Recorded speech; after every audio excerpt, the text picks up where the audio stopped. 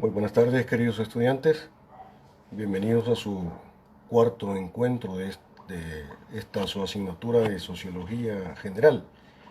El día de hoy vamos a finalizar con el tema que venimos tratando, el cual es el problema de la objetividad en las ciencias sociales. Ya establecimos que la cuestión del problema de la objetividad se da en el marco de la correlación que se establece entre un sujeto que vive en una sociedad determinada, el cual sujeto, ¿verdad?, pretende justamente conocer la realidad en la cual él vive. Recordemos nosotros que el objeto de estudio de la sociología pues son los fenómenos sociales. Entonces, se trata de un objeto que vive en un ordenamiento social que le está dado, que está ahí, el cual decíamos nosotros que tiene fuerza de imposición y por lo tanto, visto el asunto desde el punto de vista, desde la perspectiva de la fuerza de imposición del sistema sobre el sujeto, ya está claro, a esta altura debe estar claro ya que ese sujeto que pretende conocer la realidad, pues realmente no es sujeto, sino que es objeto. Y el verdadero sujeto es exactamente el sistema, que tiene fuerza de imposición y al final termina construyéndose un mundo a su imagen y semejanza. Si lo vemos desde esa perspectiva.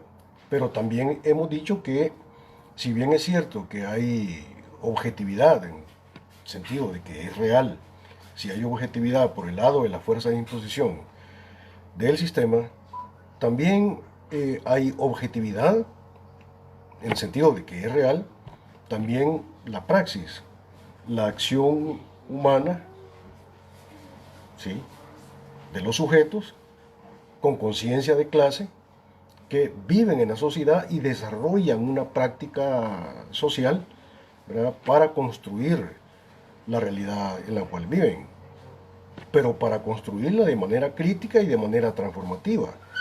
Y la práctica de los sujetos con conciencia de clase también es objetiva, es decir, es real. Entonces, hay objetividad por el lado del sujeto y hay objetividad por el lado del objeto, por el lado de la realidad en la cual vive este sujeto social que pretende conocer la realidad. En ese mismo sentido, para hablar digamos, con claridad, eh, el problema, para dar una visión sintética de en qué consiste el problema de la objetividad en el campo de las ciencias sociales se podría definir sintéticamente de esta manera. El problema consiste, el problema de la objetividad en las ciencias del campo de las ciencias sociales, por supuesto de la sociología como parte de las ciencias sociales. El problema consiste en que el sujeto que pretende conocer la realidad dada, ¿verdad?, de la realidad capitalista, en tanto que es exactamente la realidad dada, este sujeto igualmente puede ser transformado por la sociedad que pretende conocer. ¿Sí? Ahora bien, si eso es así, si el sujeto que pretende conocer la realidad puede ser al mismo tiempo ser transformado por la realidad que pretende conocer, entonces la pregunta es, en ese contexto, en esa correlación del sujeto, ¿sí?, con la realidad en la que vive, uno puede preguntarse, bueno, y al final, ¿quién es el objeto y quién es el sujeto? Entonces, cuando se hable de objetividad en el campo de las ciencias sociales, uno tiene que preguntarse en qué consiste la objetividad, ¿verdad?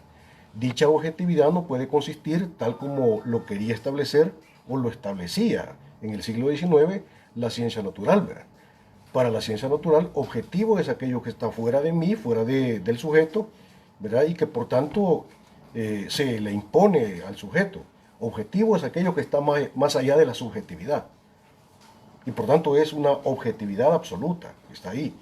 Eso es lo objetivo desde el marco teórico de la ciencia natural. Pero resulta que el marco teórico de la ciencia natural abusivamente quiso imponérsele también al análisis de la sociología. Recuerden ustedes que la sociología surge en el siglo XIX y En un primer momento, la sociología, digamos, de los fundadores clásicos de la sociología, como ya lo vamos a ver en un pequeño ejemplo, como es el caso de Emilio Durkheim, ellos adoptan el marco teórico de la ciencia natural y empiezan entendiendo la realidad objetiva de la misma manera que la entendía la ciencia natural. O sea, veamos el caso de Emilio Durkheim como un pequeño ejemplo. Bueno, Emilio Durkheim es uno de los fundadores muy importantes de la sociología. Es un pensador que vive en, digamos, la segunda parte del siglo XIX y la primera parte del siglo XX. Y para Emilio Durkheim, ¿verdad?, el objeto de la sociología, aquello de lo que debe tratar la sociología como ciencia naciente, ciencia de la sociedad, aquello de lo que debe tratar el objeto de la sociología, entonces, son los hechos sociales. Decía Emilio Durkheim que la sociología tiene que estudiar o debería estudiar los hechos sociales. Ahora bien, para Emilio Durkheim, ¿qué es un hecho social? Bueno, voy a citar las palabras de Emilio Durkheim. Decía Emilio Durkheim que un hecho social es toda manera de hacer, fijada o no, susceptible de ejercer sobre el individuo una coacción exterior. Son palabras de Emilio Durkheim. Emilio Durkheim define de esta manera, que estoy citando, lo que son los hechos sociales, los cuales hechos sociales son el objeto de estudio de la sociología, de acuerdo con este fundador clásico de la sociología como ciencia en el siglo XIX.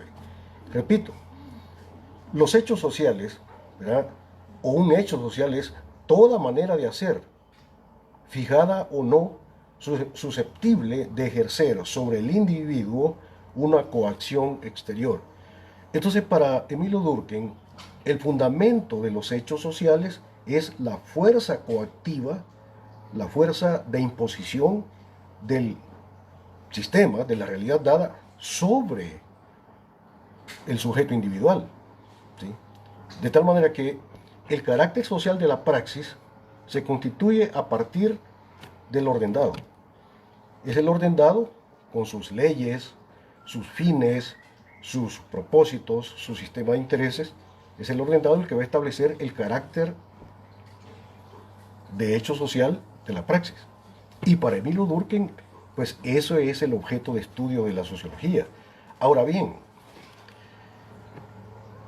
¿cuáles son las consecuencias de entender el objeto de estudio de la sociología como lo plantea Emilio Durkheim? Las consecuencias son varias. En primer lugar, para Emilio Durkheim, hay que entender que para su concepción de la realidad, objetivo es aquello que está más allá de la subjetividad y por tanto se le impone el sujeto. Y en ese sentido, en la visión de Emilio Durkheim, el verdadero sujeto sigue siendo el sistema. Los hechos sociales, en la mentalidad de Durkheim, la mentalidad durkheimiana, los hechos sociales están más allá o están separados de la acción subjetiva de la praxis. Están más allá del sujeto. Sí. Primero, no es el sujeto el que crea la sociedad, sino que es exactamente al revés. Es la sociedad dada, establecida, la que constituye socialmente al hombre. Vivir en sociedad entonces significa seguir las pautas, seguir las leyes, seguir, ¿verdad?, de una forma adaptativa lo que ya está determinado por la racionalidad de la sociedad establecida. Seguir su propósito, su sistema de intereses, el así se hacen las cosas, el así se debe hacer las cosas, seguir la ética del sistema. Cuando yo hablo de ética, hago un pequeño paréntesis. Ética viene de la palabra griega ethos, que significa modo de ser del hombre. Eso es la ética, el modo de ser del hombre o el carácter humano del vivir del hombre. En la visión durkheimiana, el carácter humano del vivir del sujeto está establecido por la fuerza de imposición del sistema. ¿Sí? Una acción humana es ética si sigue el orden establecido de una forma adaptativa. ¿De acuerdo? Entonces, en la visión de Emilio Durkheim de lo que es la sociología, de lo que es el objeto de estudio de la sociología, ¿sí?, lo éticamente aceptable es aquello que está determinado como socialmente aceptable por el sistema. Voy a poner un pequeño ejemplo, ya no del siglo XIX, sino del día de hoy. Los contadores públicos saben que hay un código de ética.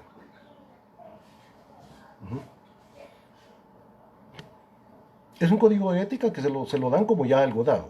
Tiene que estudiarlo, tiene que aprendérselo y tiene que ponerlo en práctica. Jamás le preguntaron si estaba de acuerdo o no estaba de acuerdo con ese así llamado código de ética. ¿Sí? Entonces estoy hablando de algo que se le impone al sujeto, en este caso al contador público, del día de hoy. Y en ese código de ética hay una premisa fundamental, interesante de analizar. De acuerdo con esos códigos de ética, algo es ético, algo es moralmente bueno si es conforme a la ley. La primera premisa para que algo sea ético es que sea legal. Hay una especie como de axioma ahí, ¿verdad? Si algo es legal, luego por tanto es ético. Y estoy hablando del código de ética de ahora, ya. En este momento, si pudiéramos verlo en el internet, nos daríamos cuenta de que eso es así. Para los códigos de ética de los contadores públicos de ahora, del día de hoy, de esta época, para esos códigos de ética, el fundamento de la ética es la legalidad. Dan por hecho de que si algo es ético, es legal, luego por tanto también es ético. Este es un enfoque conservador. Esto es un enfoque acrítico. Este es un enfoque que se corresponde con la sociología burguesa, se corresponde con la sociología durkheimiana, con el enfoque de Durkheim. Porque, como yo les dije, en la visión durkheimiana, el orden de lo que es bueno y correcto es exactamente el orden de la legalidad. Pero estos códigos de ética que se le imponen a los buenos contadores públicos nuestros, jamás se pregunta, jamás desarrolla, digamos, una crítica en el sentido de preguntarse o de constatar en la práctica que hay un montón de cosas que son perfectamente legales, pero son inmorales. Por ejemplo, la propiedad privada es perfectamente legal. Está en la Constitución, es constitucional la propiedad privada. Pero la propiedad privada, en la lógica del capital, es inmoral. Porque es inmoral que pocas personas, en una sociedad como la sociedad salvadoreña, pocas personas sean dueñas de toda la riqueza y la gran mayoría de ciudadanos, la gran mayoría de personas de este país, seamos pobres. Entonces, la propiedad privada, de esa manera, aunque es legal, es inmoral. ¿De acuerdo? Entonces, eso significaría que no puede ser, no puede aceptarse. Tiene que haber un punto de vista crítico que cuestione el planteamiento de que el fundamento de la ética es exactamente la legalidad. Porque, como digo, hay muchas cosas que son perfectamente legales, pero son inmorales. ¿Y por qué, por ejemplo, se da la elusión de impuestos y la evasión de impuestos. Bueno, una de las causas es porque hay un montón de portillos de la misma legalidad que permiten hacerlo incluso de forma legal. La elusión de impuestos, la evasión de impuestos en un país en donde el 80% de la tributación que sostiene las arcas del Estado provienen de la clase trabajadora y solamente un 20% proviene de los dueños del capital, ¿sí? La evasión es inmoral, la elusión es inmoral, aunque pudiera ser legal. Entonces, no es cierto. Se equivocan los códigos de ética de este momento, de que el fundamento de la ética es la ley. No, muchas cosas son perfectamente legales, pero son inmorales. Pero volvamos a nuestro ejemplo de Emilio Durkheim. Para Emilio Durkheim la sociología debe estudiar los hechos sociales, y los hechos sociales son toda manera de hacer, fijada o no, susceptible de ejercer sobre los individuos una coacción exterior. Por tanto, una fuerza de imposición del sistema. Y eso es lo que debería estudiar la sociología. Pero en ese marco, digamos, analítico, los sujetos al final terminan siendo objetos y el verdadero sujeto es el sistema. Pero claro, esta es una forma burguesa, esto es sociología burguesa, durkheimiana. Pero hay muchos sociólogos en este momento que exactamente son durkheimianos, preconizan una visión acrítica de la realidad. Bueno, entonces pero,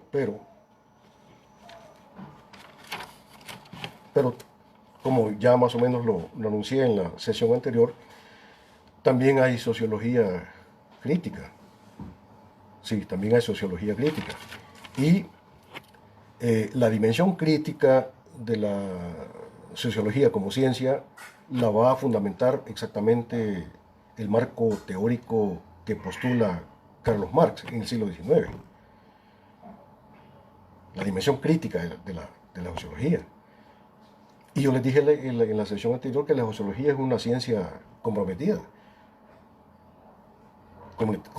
con los intereses de la clase revolucionaria, y la clase revolucionaria es la clase trabajadora. No puede haber sociología, digamos, neutral.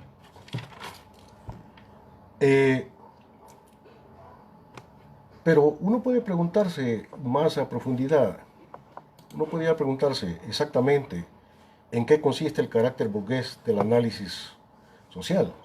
¿Por qué un análisis social es burgués? Hay que saber responder también a esa pregunta. Ahora bien, ¿qué es aquello que hace que el análisis social sea burgués?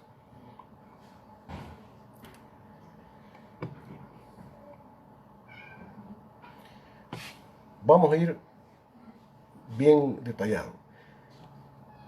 Primero voy a decir en qué no consiste el carácter burgués del análisis social. El carácter burgués o la dimensión burguesa del análisis social o de la sociología burguesa no consiste en que el enfoque burgués defienda los intereses de la clase burguesa. No consiste en eso. ¿Sí? Bueno, la clase burguesa tiene sus propios intereses y por supuesto que tiene derecho, aunque sea inmoral, pero tiene derecho, ¿sí?, a defender sus intereses. Pero el carácter burgués no consiste en que la clase burguesa defienda sus intereses. Eso no lo hace burguesa. Porque de la misma manera la clase trabajadora, la clase obrera, también defiende sus intereses. ¿Sí? Pero el carácter burgués no se fundamenta en eso, de que los burgueses defiendan sus intereses como burgueses. No. Consiste básicamente en dos cosas. El carácter burgués del análisis de la clase dominante y de la sociología burguesa, el carácter burgués se fundamenta en estas dos cosas. Consiste más bien, en primer lugar, en que el análisis capitalista o el análisis burgués es ideológico, porque necesariamente tiene que mentir, tiene que ocultar el fundamento tiene que aceptar que el fundamento de su riqueza es la explotación económica y la dominación cultural y política sobre la clase trabajadora. ¿Sí? El carácter burgués del análisis de la sociología burguesa, del análisis de los capitalistas, consiste en que, primero, en que necesitan no necesitan mentir, necesitan ideologizar, por tanto necesitan ocultar la verdad del fenómeno. Ahora bien, queda claro que si el enfoque burgués necesita mentir, entonces significa que no puede haber ciencia social desde el punto de vista de la burguesía. No puede haber ciencia, porque no es lo mismo ciencia que ideología. Desde el punto de vista burgués lo que puede haber es ideología o ideologización como ocultamiento planificado, como ocultamiento intencionado de la realidad. Eso en primer lugar. En segundo lugar, ¿verdad? Porque el enfoque burgués deshistoriza en el sentido de que propone que el capitalismo está más allá de la praxis, que es eterno. Proponen, teóricamente, o están obligados a proponer la idea de que el capitalismo es perfecto y que por lo tanto no hay cambio social posible y que por tanto el capitalismo es una especie de destino. Y eso es deshistorizar en el sentido de quitarle el carácter histórico al sistema capitalista. Más o menos en el planteamiento de que hubo antes historia, pero ya no la hay. La historia terminó, es el fin de la historia. Eso es deshistorizar. Proponer la idea de que el capitalismo es absoluto, que es perfecto y que no se puede cambiar y que está más allá de la praxis. ¿Sí? Y que lo único que hay que hacer es pues, estudiarlo en una forma contemplativa, pero no criticarlo. En eso consiste el carácter burgués del análisis capitalista. Entonces, el enfoque capitalista necesariamente tiene que garantizar la reproducción ampliada del sistema. Y como no hay crítica desde el punto de vista burgués, tampoco hay dialéctica, hay cierre de la dialéctica, porque no se puede operar la negación de la negación. En eso consiste el carácter burgués, de la reflexión sociológica, ¿verdad?, conservadora. Ahora bien, les decía yo que ciertamente hay objetividad por el lado del objeto, o sea, por el lado del sistema como orden dado, pero que también hay objetividad por el lado de la praxis. Y que esa objetividad por el lado de la praxis y que el carácter científico de esa objetividad crítica por el lado de la praxis es exactamente lo que Marx construyó en su planteamiento teórico en el siglo XIX. Y aquí hay una cuestión bien interesante, yo la voy a decir con toda claridad. No puede haber sociología científica si no es marxista. No puede haber sociología científica crítica si no es marxista. Y marxista-leninista. De ahí la importancia de conocer el marxismo, de ahí la importancia de conocer las propuestas de Lenin. Porque fuera del marxismo-leninismo solo hay ideología o ideologización de la realidad. Pero claro, los sociólogos burgueses pretenden hacer ciencia social sin conocer a Marx. Por eso es que caen en visiones de tipo ideológica. Bueno, entonces puede haber, digamos,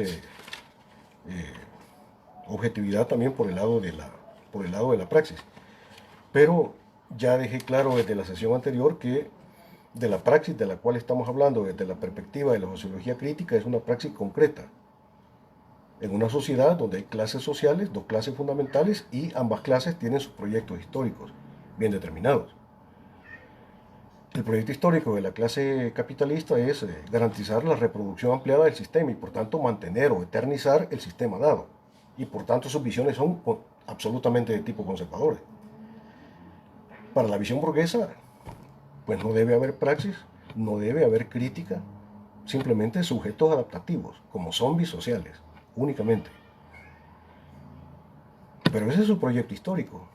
Ahora, la clase trabajadora, la clase obrera, tiene también su proyecto histórico, que es destruir el sistema burgués para construir la dictadura del proletariado. Y por tanto, la clase trabajadora es la única clase que está interesada, y más que interesada, está obligada estructuralmente a cuestionar el sistema, a destruir el sistema, ¿sí? A operar entonces la negación de la negación para poder construir la dictadura del proletariado. Fíjense que ya desde la clase anterior les vengo diciendo, no es objetivo de la clase trabajadora construir una democracia. No tiene nada que ver con eso.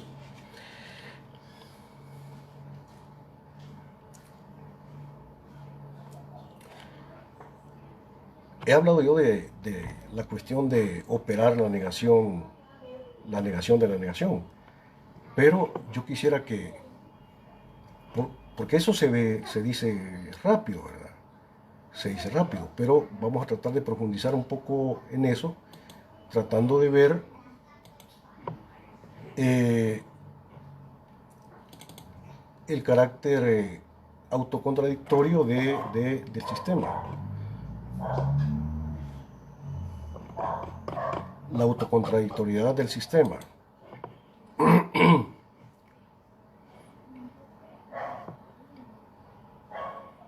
Es importante la cuestión de la autocontradictoriedad para ver el carácter dialéctico del fenómeno. Voy a levantarme un poco para ver, no sé si logran ver, quisiera que me reportaran si se puede ver la pizarra o no. Necesito saber un poco eso. Me reportan por favor si están viendo la pizarra, se puede leer. Bueno, no veo ningún reporte, mejor lo voy a hacer así. Eh, la lógica del capital es, digamos, altamente autocontradictorio, lo hemos dicho claramente, hay contradicción por todas partes. Hay deshumanización de la fuerza de trabajo, ¿sí? Hay contradicción entre la creación de un mundo de riqueza y una población pobre. Hay perversión del trabajo. Hay perversión del trabajo porque el trabajo es un tipo de praxis que debería servir para humanizar al hombre. El trabajo debería ser un fundamento de disfrute, un fundamento de humanización. Pero en la lógica del capital, el trabajo se convierte en algo no deseado. El trabajo, en la lógica del capital, se convierte en una fuente de sufrimiento para la fuerza de trabajo. Ahí hay una perversión del trabajo como un tipo de praxis humana que debería servir para la humanización del hombre, pero en el capitalismo es fuente de sufrimiento. ¿De acuerdo? Normalmente las personas experimentamos el trabajo como algo no agradable, como algo, bueno, pues que hay que hacer porque tenemos que ganar un salario para poder mantener nuestras familias. Hay prevención del trabajo, hay perversión de la fuerza de trabajo, pero también hay perversión del capitalista. El capitalista como persona también es un ser pervertido porque se convierte en una especie de monstruo social que vive a partir de la explotación de sus semejantes. Y en ese sentido también el capitalista, como capitalista, es un ser pervertido. Y como ser pervertido, él también tiene que ser liberado. O sea, la lucha de la clase trabajadora no es solamente una lucha por liberarse o por liberar su clase, sino que también es una lucha que va a liberar incluso al burgués de su existencia pervertida. En la lógica del capital, la ciencia, que debería ser un tipo de praxis buena para el conocimiento de la realidad y para que ese conocimiento de la realidad pueda servir para humanizar la naturaleza y humanizar la sociedad y humanizarnos nosotros mismos, En manos de la lógica del capital, la ciencia se convierte en algo malo, en algo que sirve para la explotación de la fuerza de trabajo. Entonces, estoy hablando de que la contradictoriedad de la lógica del capital pervierte al trabajador, pervierte las relaciones sociales, pervierte incluso al burgués mismo, pervierte la ciencia, trastoca todos los valores, pervierte la naturaleza. Porque a la naturaleza no se la ve como nuestro hogar, sino que se la ve a la naturaleza como un recurso, ¿sí? La cual hay que utilizar para los procesos de producción de capital. Y ahí tenemos todo el tema ecológico.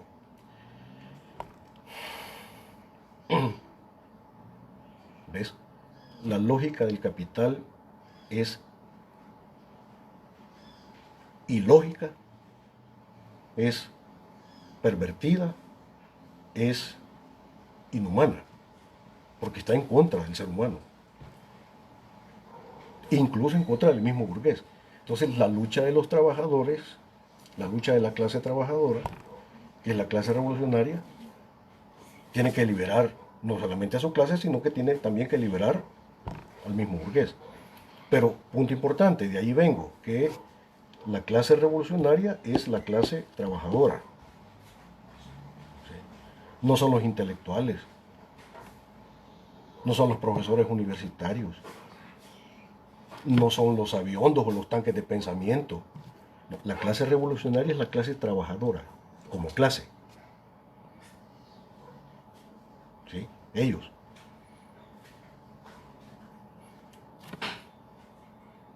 Digo, dentro del capitalismo hay dos clases sociales, los capitalistas, la clase trabajadora.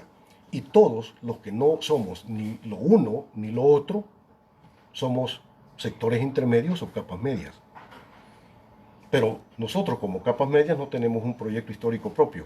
Solo hay dos proyectos históricos. El proyecto de la burguesía y el proyecto de la clase trabajadora. Ya he dicho, hasta el cansancio. El proyecto histórico de la clase burguesa es mantener, garantizar la reproducción ampliada del sistema. Y el proyecto de la clase trabajadora es destruir el sistema capitalista y construir el socialismo, el científico o la dictadura del proletariado. Ahora bien, nosotros que somos sectores intermedios, que ni somos burgueses y ni somos clase trabajadora, como no tenemos un proyecto histórico propio, ¿qué es lo que tenemos que hacer? Adoptar uno de los dos proyectos. Es decir, no hay puntos intermedios ni puntos neutrales. O adoptás como propio el proyecto histórico de los burgueses o adoptás como propio el punto de vista de la clase trabajadora. Y ya te dije que solo desde el punto de vista de la clase trabajadora puede haber cambio social, solo desde el punto de vista del proyecto histórico de la clase trabajadora puede haber ciencia, ciencia social, como conocimiento crítico de la realidad. Solo desde el punto de vista de la clase trabajadora hay futuro. Hay futuro. ¿Por qué? Porque solo desde el punto de vista crítico se determina que lo que es no coincide con lo que debe ser. Desde el punto de vista burgués, no. Ya lo que es exactamente lo que debe ser. Y si ya vivimos en lo que debe ser, pues entonces no hay futuro. El futuro está cerrado. El futuro, como dije la vez pasada, es una especie de eterno presente. ¿Verdad? Entonces, solo desde el punto de vista de la clase obrera, la clase trabajadora, puede haber futuro. Solo desde el punto de vista de la clase trabajadora puede haber libertad.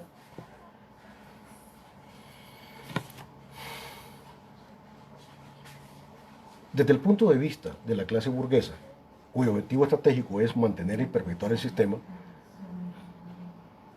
no puede haber libertad si no es, por ejemplo, el concepto de libertad de Jorge Guillermo Federico Hegel. Para Hegel, como lo vimos en filosofía, Para Hegel, la libertad es la conciencia de la necesidad. Para Hegel, Jorge Guillermo Federico Hegel, la libertad es la conciencia de la necesidad. Y por lo tanto, libre es aquel que sabe de antemano lo que de todas maneras va a pasar. Y la libertad únicamente consiste en saber de antemano lo que de todas maneras va a pasar. Eso es la libertad, la mera conciencia de la necesidad. ¿Puedes transformar la realidad? No, solo puedes saber la realidad porque la realidad se te va a presentar como una especie de destino. El sistema es un destino que no puedes transformar. Y entonces lo único que te queda es conocerlo, como hace la sociología burguesa, como hace la economía burguesa, que a lo único que llegan es a conocer la lógica del capital en el sentido de determinar cuáles son sus leyes. Y aún en eso se equivocan, pero no hay crítica. La libertad únicamente va a consistir en eso, en la mera conciencia de la necesidad. Y repito, en esa idea de libertad, libre es aquel que sabe de antemano lo que de todas maneras va a pasar, pero no puede transformar. Ahora bien, pero esa es la perspectiva burguesa. La libertad que pretende la clase trabajadora en su proyecto histórico se parece más a lo que el padre Ignacio Ellacuría definía como libertad. Para el padre Ellacuría, mi maestro, la libertad es la posibilidad real de optar realmente entre opciones reales. La libertad es la posibilidad real de optar realmente entre opciones reales.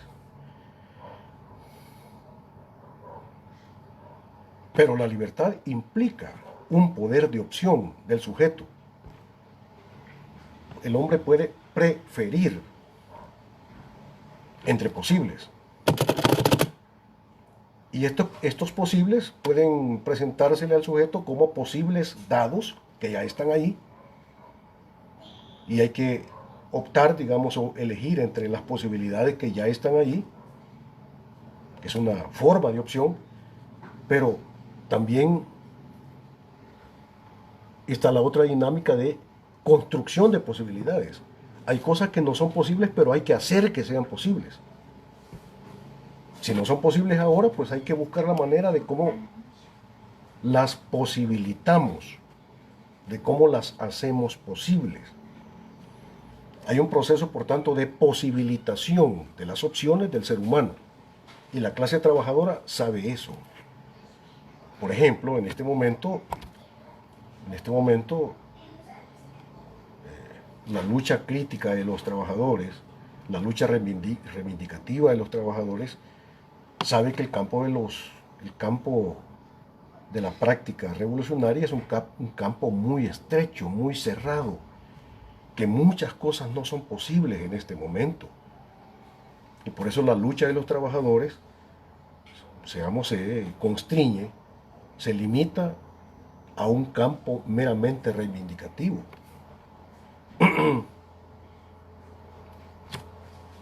Pero la clase trabajadora sabe que hay que construir las posibilidades para que la revolución sea posible, la cual en este momento no puede ser posible, pero hay que posibilitarla, hay que hacer que sea posible.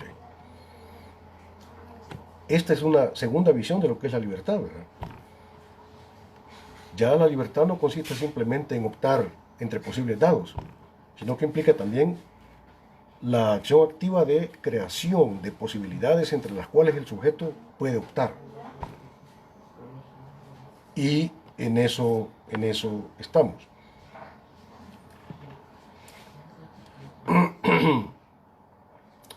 Uh, Quisiera yo un poco cerrar la sesión de hoy eh,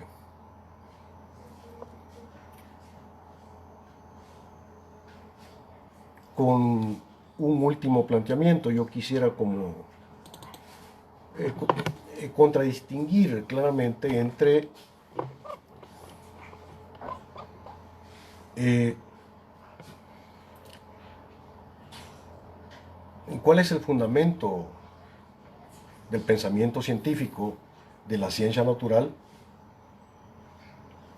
e incluso el fundamento pretendidamente científico de la sociología burguesa? ¿Y en qué consiste la cientificidad, lo propio de la ciencia social crítica, de la sociología como sociología crítica de los fenómenos sociales? Para eso yo quisiera compartir lo siguiente, y con esto voy a cerrar el día de hoy, para abrir de una vez el tema de la próxima sesión del día lunes. Quiero poner a su consideración lo siguiente. En el campo de la racionalidad científica en general, una proposición es falsa si la objetividad del fenómeno considerado no se corresponde con la configuración teórica que el sujeto, siempre concreto, es decir, social e históricamente condicionado, se construye de ese fenómeno, el cual fenómeno es igualmente concreto. ¿Sí? En pocas palabras, algo es falso si no hay correspondencia entre lo que la realidad es y lo que yo creo que es. Es lo que le pasa al pobre cipote, ¿verdad? Cuando el pobre cipote se le declara a la muchacha y entonces la muchacha pues le dice que no, ¿verdad? Pero el pobre cipote no entendió bien y entonces él entendió que era así. No se corresponde. Entonces, en la manera como el pobre muchacho entendió las palabras de la muchacha y lo que la muchacha le quiso decir. No hay correspondencia entre pensamiento y realidad. Ahí se da algo falso. Ahora bien, verdadero es aquel planteamiento que capta las leyes esenciales que implican el surgimiento, desarrollo y crisis del fenómeno investigado. Aquí viene. Pero hay una diferencia entre el estatuto de verdad en las ciencias naturales y la matemática y lo verdadero para las ciencias sociales. Fíjense lo que estoy diciendo. ¿Sí? Hay una diferencia entre lo que la ciencia natural y la matemática establece como verdadero y la manera como la ciencia social crítica establece lo verdadero. Vamos a ver en qué consiste la cuestión.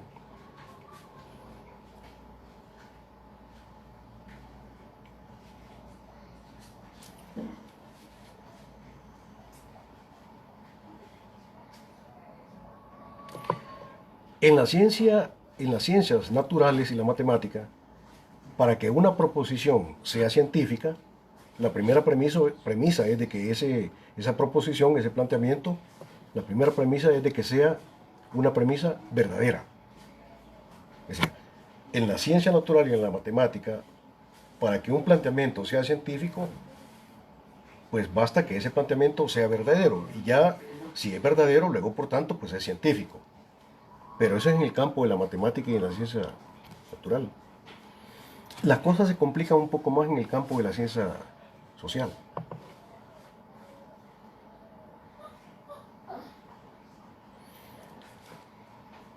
En el campo de las ciencias sociales, para que una proposición sea científica, tiene que cumplir por lo menos dos requerimientos. En el campo de las ciencias sociales, para que un planteamiento sea un planteamiento científico, tiene que cumplir dos cosas. Primera, en las ciencias sociales, las proposiciones tienen que ser verdaderas.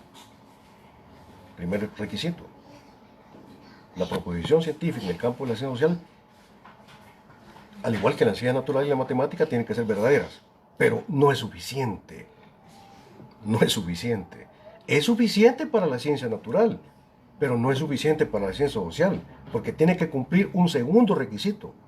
El segundo requisito es este, que en el campo de las ciencias sociales,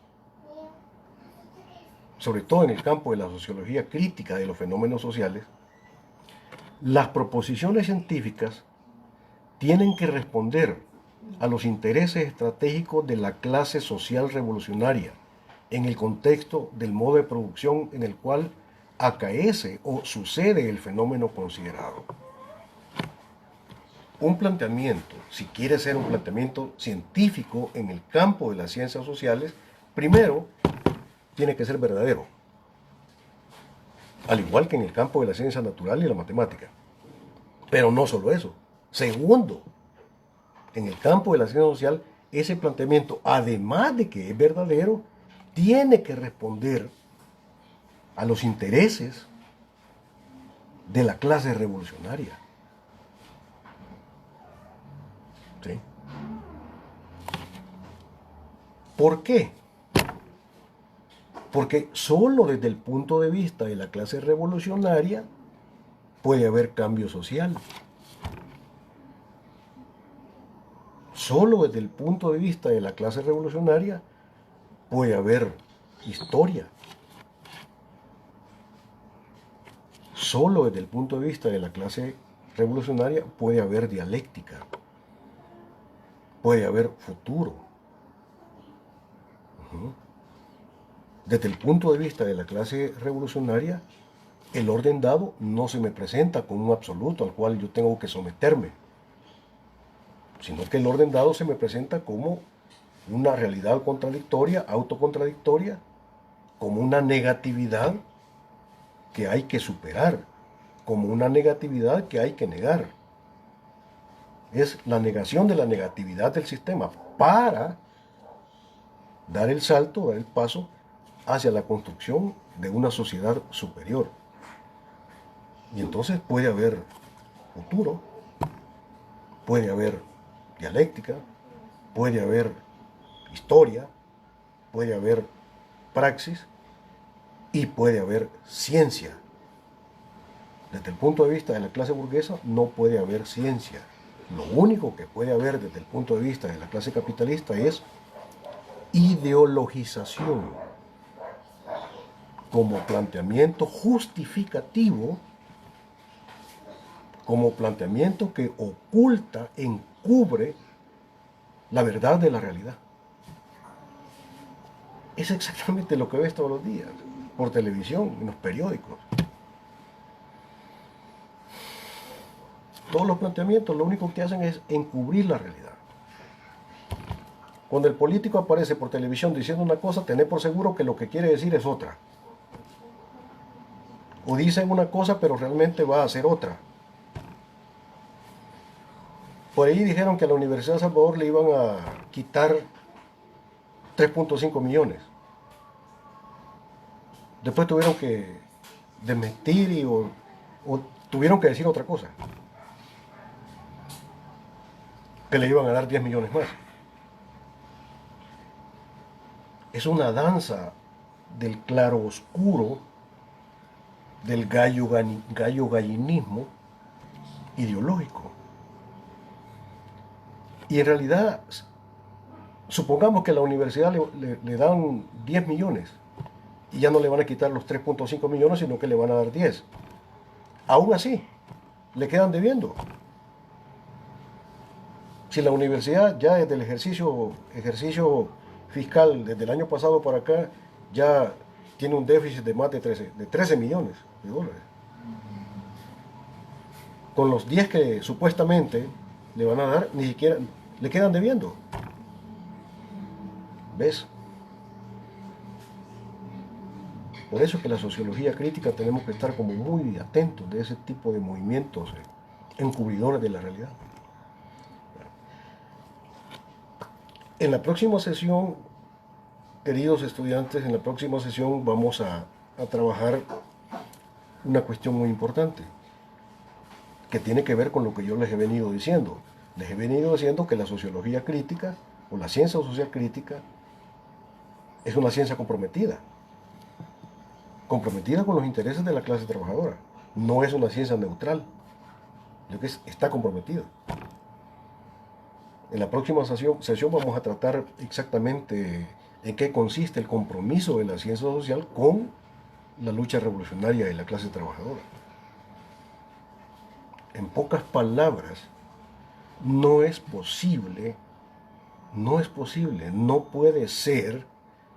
No puede haber un sociólogo, no puede haber un pensador social, no puede haber un hombre de las ciencias sociales que no esté comprometido con la clase trabajadora. Que no puede haber un cientista social al margen de la lucha de los trabajadores. No puede haber. Ese sería como un contrasentido. No puede haber un sociólogo, un profesional de las ciencias sociales que no esté organizado con la clase revolucionaria. No puede ser. Si te encontrás por ahí algún sociólogo o algún profesor de ciencias sociales, pregúntale, mire, ¿y usted a qué organización social pertenece? ¿A qué organización de la clase trabajadora pertenece? ¿Con qué sindicato organizado? Y si este pobre sujeto te dice, no, es que fíjese que yo no, ¿verdad? Yo solamente soy un profesor universitario neutral, ya se fregó. Ya se fregó. No es sociólogo, no es un verdadero pensador social. La sociología es una ciencia comprometida con los intereses de la clase revolucionaria. No puede ser neutral. Exactamente eso es lo que vamos a tratar en la próxima sesión de clase. Por el día de hoy yo agradezco su atención, agradezco su amabilidad y nos veríamos el día lunes a las 3 de la tarde. Muchas gracias y pasen ustedes una